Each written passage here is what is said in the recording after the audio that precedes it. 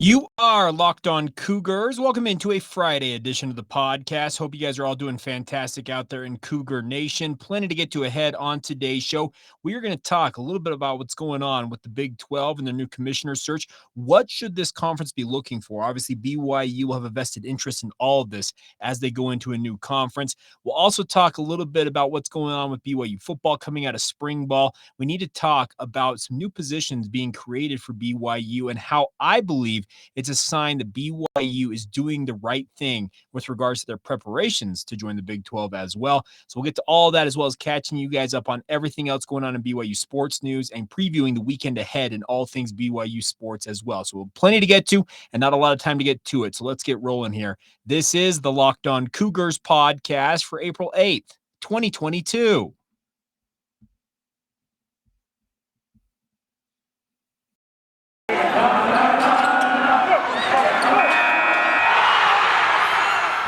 You are Locked On Cougars, your daily podcast on the BYU Cougars, part of the Locked On Podcast Network. Your team every day.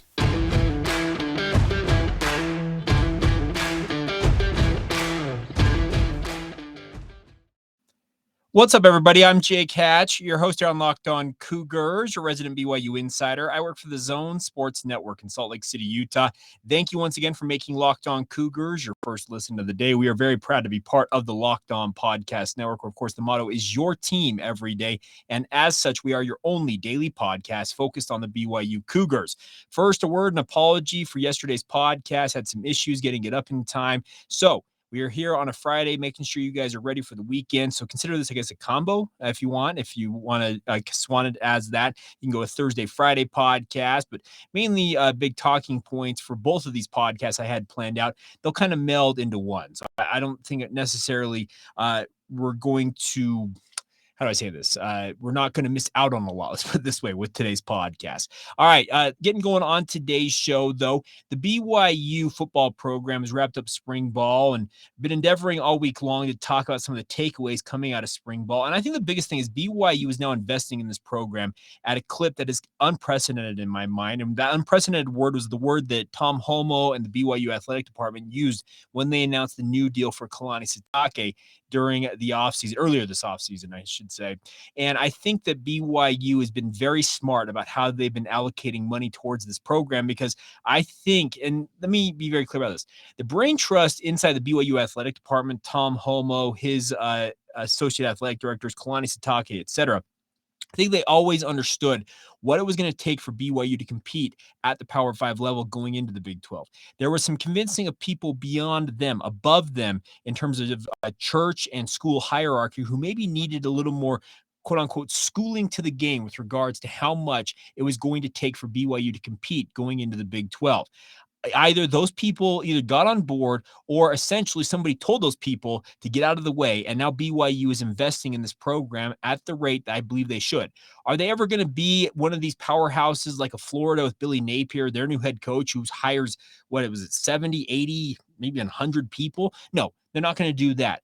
But BYU for years, and I mean years, has worked with a bare bones staff in the BYU football program. There are 4 full-time staffers currently working behind the scenes for BYU. There are student assistants, and you have, of course, the 11 football coaches headed by Kalani Sitake and his 10 assistants. To have 15 full-time staffers in the program when you have programs in this very state, looking at the University of Utah, looking at Utah State, who have more full-time staffers behind the scenes and overall on their football staffs than BYU did, it was just not going to work. So I am glad that BYU has announced that they are hiring some new positions. I think some of these positions probably are already filled, but they posted earlier this week 4 new administration jobs, which are behind the scenes jobs. The first one is the director of player personnel. This is going to report to the football chief of staff, by the way. That might be a 5th position that's going to be created because the football chief of staff does not exist under BYU's umbrella currently. But this director of player personnel essentially is the GM of the BYU football program. They are tracking players coming in and out of the program, targeting what BYU needs to look at for the coming season in recruiting. So, for example, they look at the roster and say, okay, we need 2 quarterbacks in this class. We need to go after 3 linemen, all that stuff. They are monitoring, like an NFL GM does, the comings and goings of the players in the program. And that's something I think is absolutely critical difficult for BYU to manage, especially considering they have to deal with the mission element that most programs out there, even programs in this state, Utah and Utah State, they don't deal with the missionary issue that BYU does to the degree that the Cougars do. You have to have somebody who is on top of this. There has been roster mismanagement under Kalani Sitake in his early tenure that BYU is still having a reckoning with, trying to balance it out. This director of player personnel is going to be very important to handle that job. Another position they're hiring for is the director of football equipment operations. This seems like a pretty sweet gig, folks, because it says on the description, it is going to, the director of equipment operations designs, delivers, evaluates, and manages standard and extraordinary equipment and branding experiences for NCAA Division I recruits, student athletes, coaches, administrators, alumni, and fans. Essentially, you'll be working with Nike, BYU's graphic design teams, the people in up there in Beaverton, Oregon at Nike to design the best and freshest gear for BYU fans. That seems like a pretty sweet gig, and I think it is something that is absolutely going to be a bigger and bigger element of recruiting. These kids, the 18-year-olds coming out of high school, they want nothing more than the best swag they can possibly get their hands on. And if BYU can get on the forefront of that, and maybe they're behind the times a little bit in hiring this position, but if you can get on it and build this a little bit, I think it could be very cool. And the best part is it also mentions alumni and fans. So if you are a guy or a gal who out there likes to rock your BYU gear, this could be a position that could see some really cool new gear coming to BYU. Now, other positions being hired for is the director of player development. This will also be reporting to the chief of staff.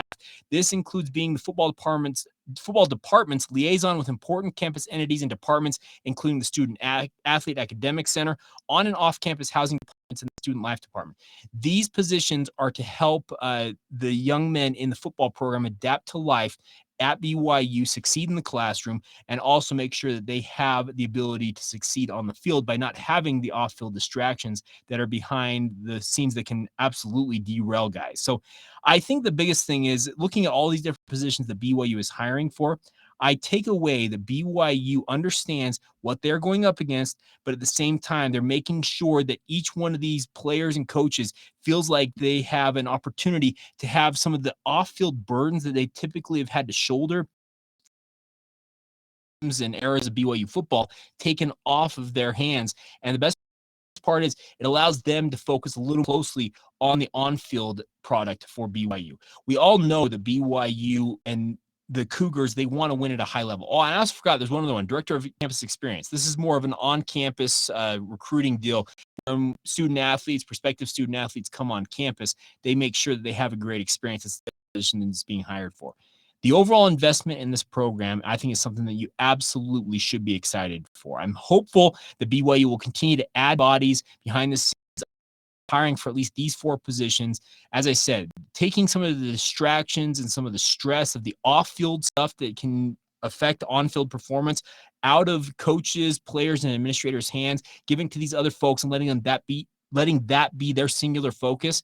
It's the right way to do things. It's BYU, quote unquote, getting with the times and catching up with some of their compatriots out there at the top level of football. And we all know the winning at the Power 5 level, it corresponds with spending money. There's no doubt about that. Is BYU ever going to spend the top dollar in college football? No, they will not do that. But they are finally investing more resources into this program, something I have harped on for years on this podcast. Any of you who are longtime listeners know how much it means to me to see BYU investing in this program, and I'm very glad to see it starting to really come to fruition. I'm glad that whatever needed to happen happened to get the investment into this program, because BYU is going to be making more money as a member of the Big 12 than they've ever made as a previous football entity out there.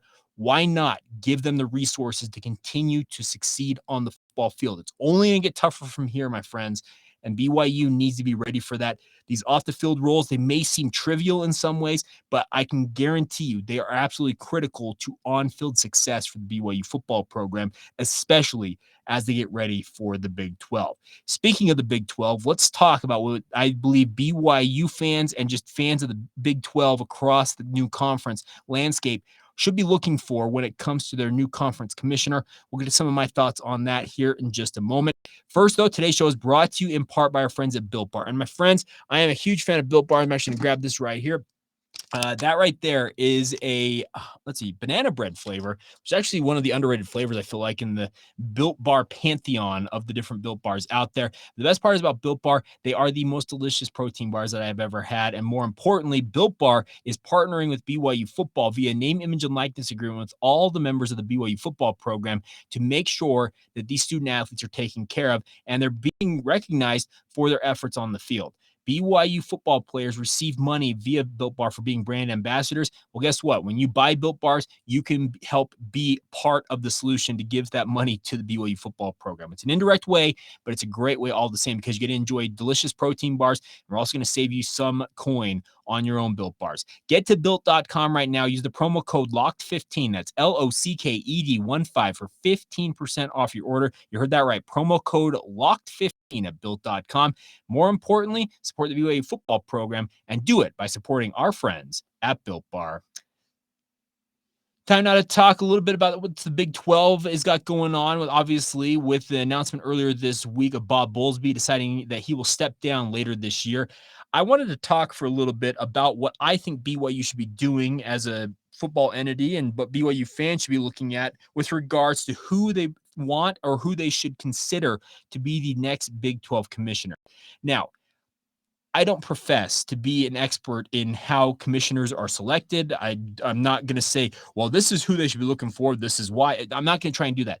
I'm going to try and express what I believe that the Big 12 as a whole, BYU, any of the old guard in the Big 12, like at Kansas State and Oklahoma State, what I believe that the conference as a whole should be looking at when it comes to their new commissioner. I said previously this week that I think Oliver Luck should be the pick. Barry Trammell, who works for the Oklahoman out there in Oklahoma, has been a long time observer of Big 12 football. He said as such on DJ and PK in the morning, the show that I work for on a day-to-day basis on the Zone Sports Network. So I feel like I'm too far off base in saying that I believe Oliver Luck should be the pick. But let's talk about more of what should this new commissioner, some of his qualifications be. The first thing, they're obviously going to have to be a negotiator. There is a new TV deal, a grant of rights that's coming into effect. BYU is not going to get a full share of their Big 12 cut until this new grant of rights, this new TV deal is put together, and it's supposed to be implemented by 2025. The new negotiations for that are going to start here relatively soon. I would imagine as soon as BYU enters the Big 12 next year, those negotiations probably get underway. They'll involve ESPN, Fox, CBS, all the different TV entities out there, probably some streaming services. You have to have a commissioner who is comfortable negotiating, and you have to be able to bust some balls sometimes as a negotiator. You have to go and fight for your conference's ability to be a viable entity for these programs.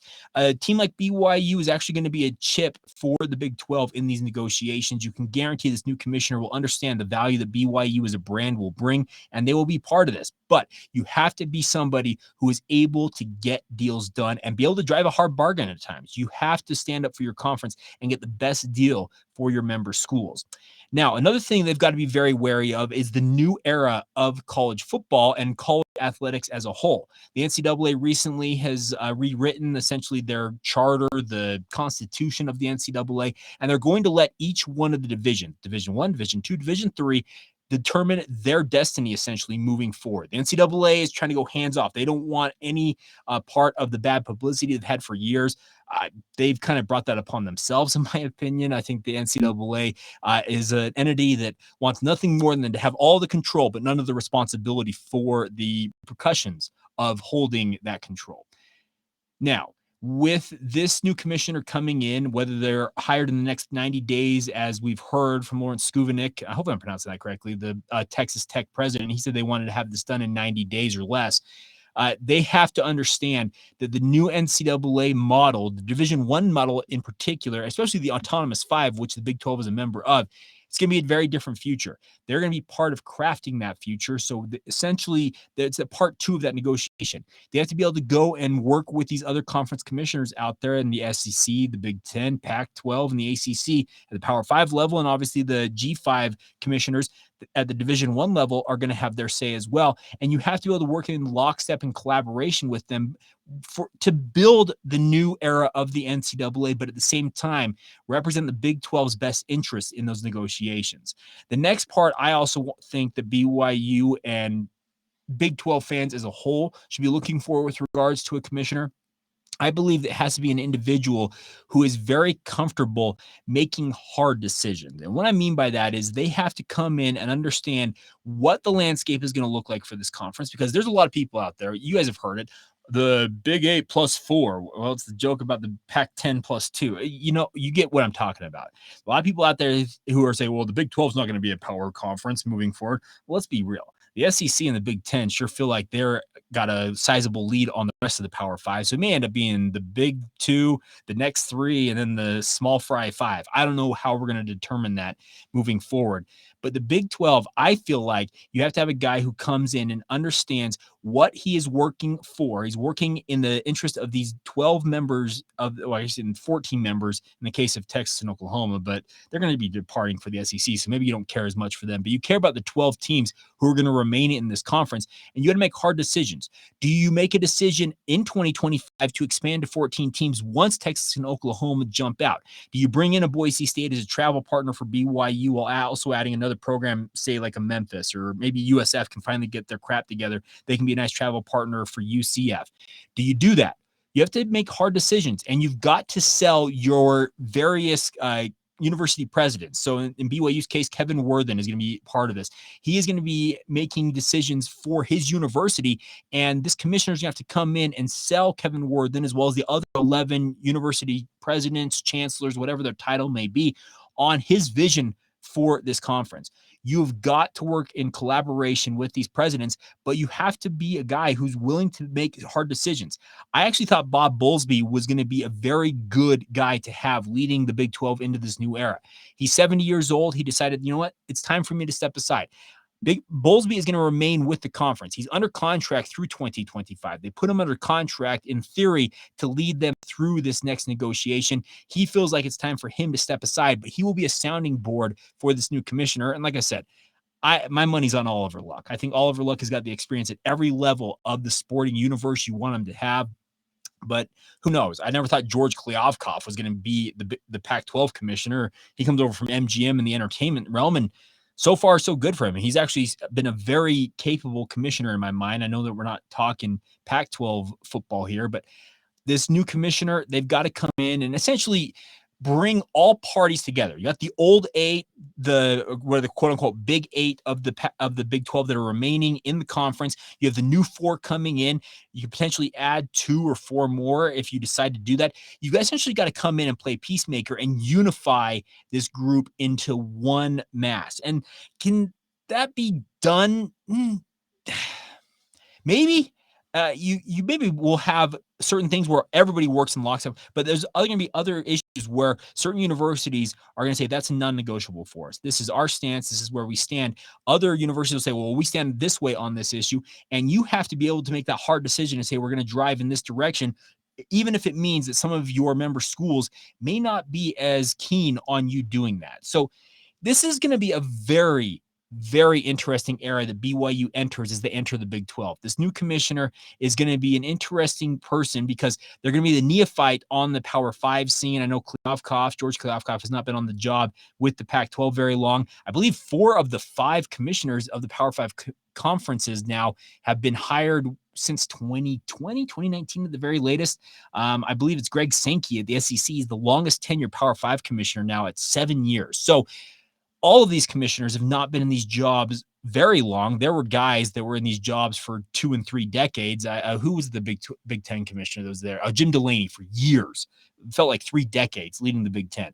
It's a different era at the Power 5 level. These new power brokers, these commissioners, they have to represent their conference's interest while at the same time trying to build a better future for all parties involved at the college level. And I don't envy the position. I think it'd be a ton of fun to have that job in many ways, but at the same time, it's a whole lot of stress you're carrying on your shoulders at the same time. So it'll be interesting to see who the Big 12 settles on. Like I said, my money, it's on Oliver Luck. If they want to make a move in the next 90 days, I think Oliver Luck is the guy. Something I did not realize, and this is what Barry Trammell talked about, is that Oliver Luck has actually been a consultant for the Big 12 over the past year or so. So he has already been inside, working on the inside with the Big 12. He seems like a natural guy to move in. For those of you who don't know who he is, Oliver Luck is a guy who's got a law degree from the University of Texas. He is the father of Andrew Luck, who obviously went to Stanford. He was an AD at West Virginia, who is a member of the Big 12 currently. He's been the commissioner of the XFL, the first version that I guess not the first version, the second version that Vince McMahon rebooted. Version 3 is coming next year, but he's not involved in that at all. He's worked at NCAA headquarters. He has got all of the experience in the college realm that you could possibly want for an administrator. If you want one of the guys who's a so-called traditional background as a Big 12 commissioner, Oliver Luck, for my money, is the guy to chase. There's also been talk about WCC Commissioner Gloria Nevarez. She's done a good job with the West Coast Conference, and BYU is very familiar with her, obviously, from their time in the WCC. She's been talked about. She's an administrator who worked at the University of Oklahoma, so she's got ties to a Big 12 country. Be interesting to see if they decide to do that. Or does the Big 12 opt to do what the Pac-12 did and go outside the box? Go find a guy like George Kliavkoff, who may not be working in the traditional sense, but has all of the business acumen, the background in terms of putting deals together, that type of stuff. Maybe you go outside the box and try and find a guy who's more of a business-oriented or entertainment-oriented person who brings a new and unique perspective to the Big 12. Very interesting times to come, but like I said, my favorite, the guy that I would hire right now, it's Oliver Luck. We'll see how it all shakes out. But coming up in just a moment, we're going to catch up on everything else that happened in BYU sports over the past couple of days, while also looking ahead to this weekend in BYU sports, a number of teams in action. We'll break that down for you guys here momentarily. First, though, today's show is brought to you in part by our friends over at BetOnline. BetOnline.net is your number one source for all of your sports betting needs and sports information. I'm serious about this. Baseball is underway. I'm wearing my Mariners cap. It was opening day officially for Major League Baseball yesterday, albeit delayed. It's opening day for my M's today. I am sincerely hoping they can make me happy this year and end that just awful streak. 21 years of no playoff baseball in the Emerald City. Well, I'm hoping they can end that this year. And if you want to bet on any of the futures for baseball, you want to go game by game with your team, if you think you're an expert when it comes to betting baseball, betonline.net is the spot for you guys. If you still want to get some live odds on the Masters this week, you can do that as well. It's all available now at betonline.net. They have all of the odds, podcasts, and reviews for all the different leagues going on. BetOnline is your continued source for all of your sports wagering information as well, including live betting, as we already mentioned, esports and scores, along with futures odds, all of that. Head to the website today. That's betonline.net, or use your mobile device to learn more about the trends in action available to you now. It's all courtesy of your friends over there at BetOnline, where the game starts. All right, time now to talk a little bit about what's going on with BYU sports. The BYU women's tennis team beat San Francisco in West Coast Conference action yesterday, 4-3. Congratulations to Dave Porter and his squad on the win there. BYU baseball opened their series against Santa Clara in fine fashion, beating the Broncos 5-1. 17 strikeouts for the Cougars at home against the Broncos. Now, BYU, I believe, so they beat Gonzaga in the first game of their series in pretty impressive fashion, then ended up losing the next two at home.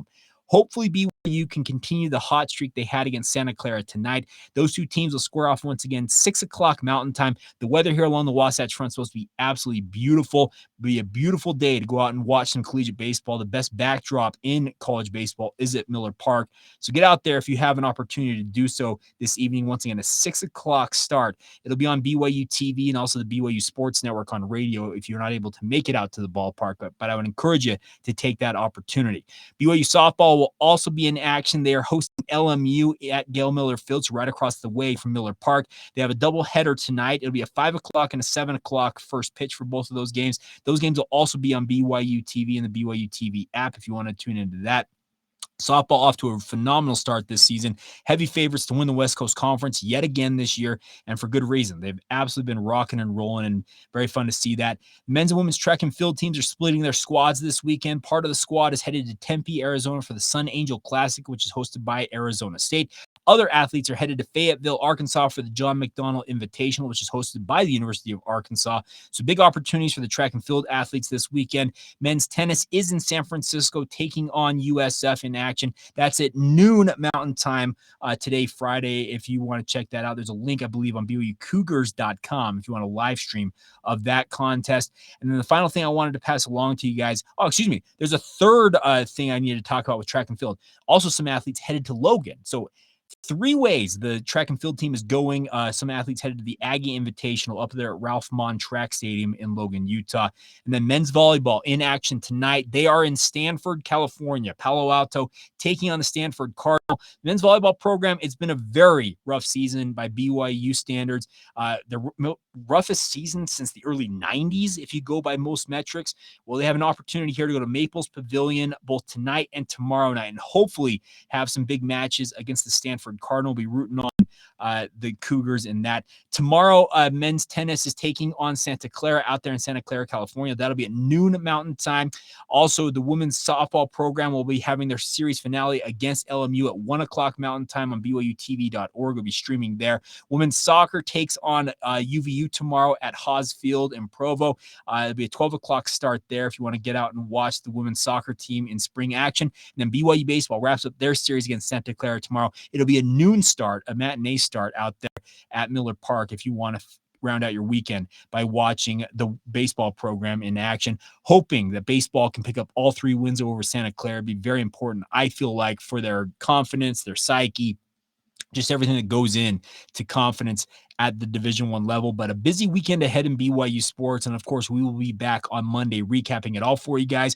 We'll probably talk more about some spring football outcomes, but something we're going to start next week. You've been talking about it, and I finally settled on what we are going to do. The 100-day countdown. We're going to start it next week.